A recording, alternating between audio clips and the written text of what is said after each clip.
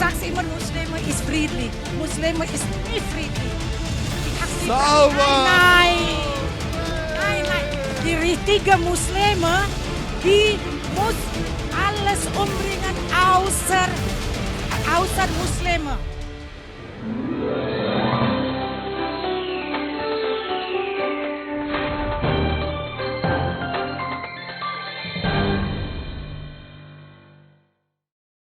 Assalamualaikum warahmatullahi wabarakatuh.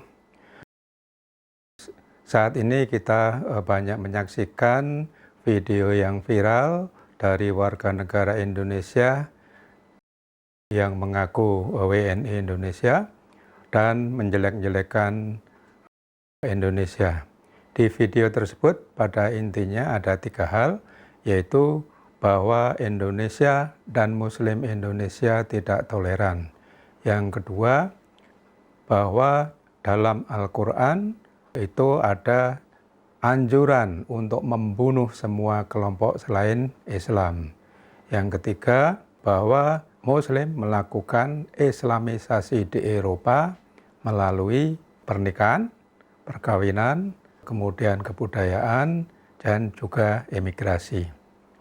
Apa yang disampaikan oleh seorang wanita yang mengatasnamakan sebagai WNI tersebut itu merupakan fitnah yang kejam dan tidak berdasar. Menurut fakta, dan ini fakta yang ada, Indonesia adalah negara yang sangat toleran. Bahkan dapat saya katakan lebih toleran dari Eropa. Alasan pertama adalah kita menerapkan persamaan hak bagi semua kelompok, baik agama maupun suku. Yang simpel saja contohnya, bahwa Indonesia telah melegalkan semua hari libur resmi untuk semua kelompok agama, ya, baik Islam sebagai mayoritas maupun yang minoritas, Kristen, Hindu, Buddha, Konghucu, dan yang lainnya. Ini menunjukkan kita sangat toleran. Kalau kita ke Eropa, kita nggak melihat itu. Jadi mereka belum memberikan hari libur resmi kepada umat Islam yang minoritas di sana. Ini contoh simpel bahwa kita ini sangat toleran. Yang kedua, yang ini sangat perlu sekali, di bidang politik. Di Indonesia tidak ada yang namanya pemimpin politik atau partai politik yang mempunyai platform rasisme, ya, yang jelas anti kelompok agama tertentu. Tapi di Eropa ini kelihatan jelas ada beberapa partai politik, baik di Jerman maupun di Belanda, di Inggris, di Perancis.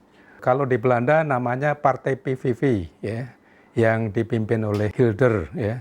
Kemudian di Perancis itu yang anti Islam, anti imigran dan rasis, itu dipimpin oleh seorang perempuan yaitu Marie Le Pen, ya.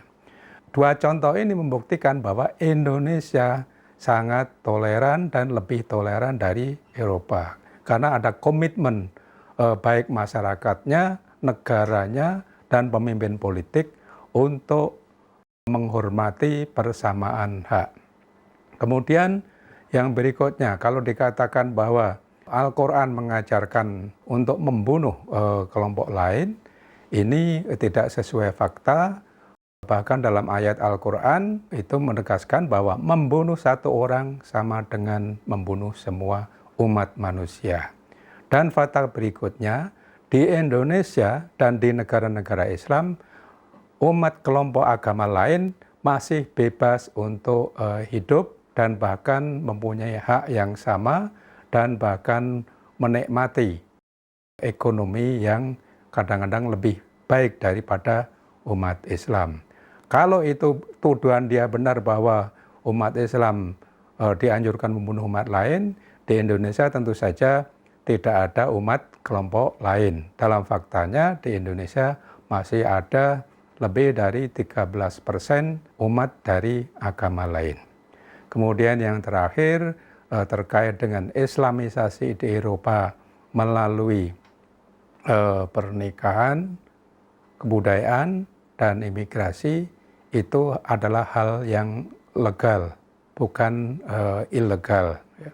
Karena itu sesuai dengan hukum yang berlaku di Eropa. Mereka menerima imigrasi, mereka juga menerima adanya perkawinan dengan umat Islam dan juga adanya pertukaran kebudayaan antara Eropa dengan negara-negara Islam. Yang tidak legal adalah yang dilakukan Eropa di masa lalu, yaitu di Spanyol yang disebut gerakan Reconquista, yaitu gerakan untuk menghapus, mengusir, membunuh umat Islam yang sempat berkuasa, sempat mayoritas 8 abad di Spanyol. Namun saat ini kita menyaksikan karena gerakan tersebut umat Islam di Spanyol hampir habis ya, karena dibunuh dan diusir. Hanya saat ini dengan mulai adanya kebebasan, alhamdulillah umat Islam di Spanyol dan di Eropa semakin berkembang. Tapi ini tadi menimbulkan hal-hal yang kecurigaan. Mudah-mudahan ini hanya segelintir orang yang ada di Eropa, termasuk warga negara yang mengaku sebagai warga negara Indonesia, tapi menunjukkan anti-Indonesia.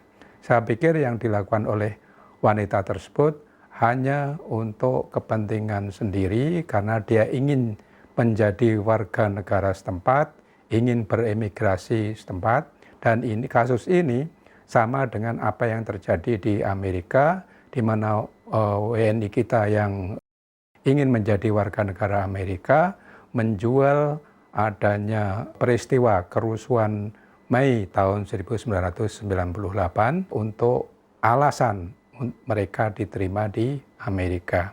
Ini juga dia nampaknya menggunakan alasan bahwa Islam itu kejam, akhirnya yang menyebabkan dia beremigrasi dalam upaya untuk mendapat persetujuan pemerintah setempat, diakui, tinggal di sana, dan mendapat kewarganegaraan setempat.